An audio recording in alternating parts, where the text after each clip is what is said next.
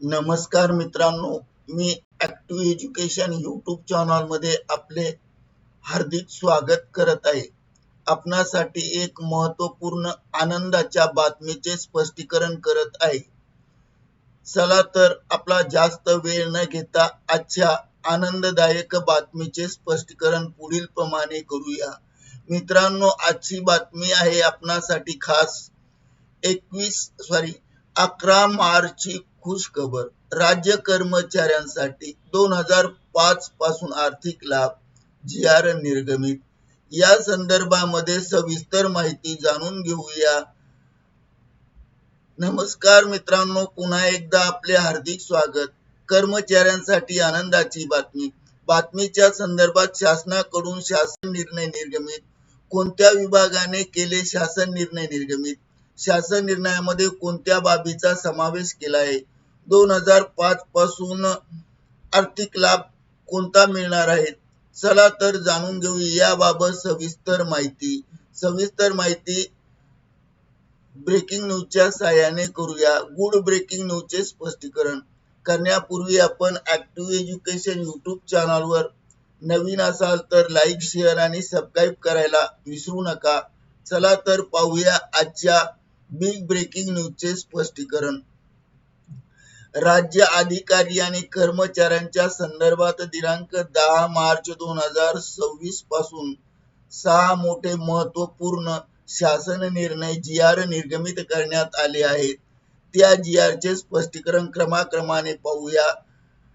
G.R.. क्रमांक 1, जुनी pension योजना. या संदर्भामध्ये माहिती पाहूया.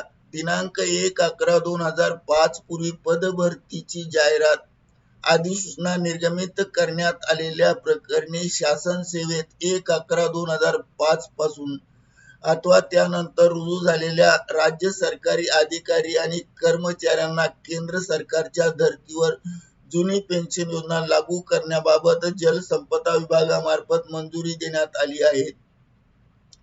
शासन निर्णय क्रमांक 2, अस्थायी पदांना मुदतवाढ देणे. सामाजिक न्याय व विशेष सहाय्य विभाग यांच्या खुद्द आस्थापनेवरील 23 अस्थायी पदांना मुदतवाढ देण्याबाबत सामाजिक न्याय व विशेष सहाय्य विभाग मार्फत मंजुरी देण्यात आली आहे. शासन निर्णय क्रमांक 3, महाराष्ट्र विनियोजन अधिनियम. या संदर्भात स्पष्टीकरण पाहूया. महाराष्ट्र राज्य विनियोजन अधिनियम 2005 सन 2025-26 चे अनुदान वितरण करण्याबाबत शालेय शिक्षण व क्रीडा विभागामार्फत 10/3/2026 रोजी शासन निर्णयास मंजुरी देण्यात आली. शासन निर्णय क्रमांक 4, पदोन्नती आणि बदली. भारतीय वनसेवेत अधिकाऱ्यांच्या पदोन्नतीने बदली होणाऱ्या पदस्थापनेबाबत महसूल व वन विभागाच्या दिनांक 11/3/2026 च्या निर्णयानुसार मंजुरी देण्यात आली आहे. 5 अस्थायी पदे पुढे चालू ठेवण्याबाबत सामान्य प्रशासन विभागामार्फत शासन निर्णय निर्गमित केला. आरोग्य सेवा आयुक्तालय मुंबई यांच्या अधिपत्याखालील 41 पदे पुढे चालू ठेवण्यास सार्वजनिक आरोग्य विभाग यांच्या मार्फत दिनांक 10/3/2026 रोजीच्या निर्णयानुसार मान्यता देण्यात आली आहे. शासन निर्णय क्रमांक 6, सामान्य प्रशासन विभागामार्फत निर्गमित केला आहे.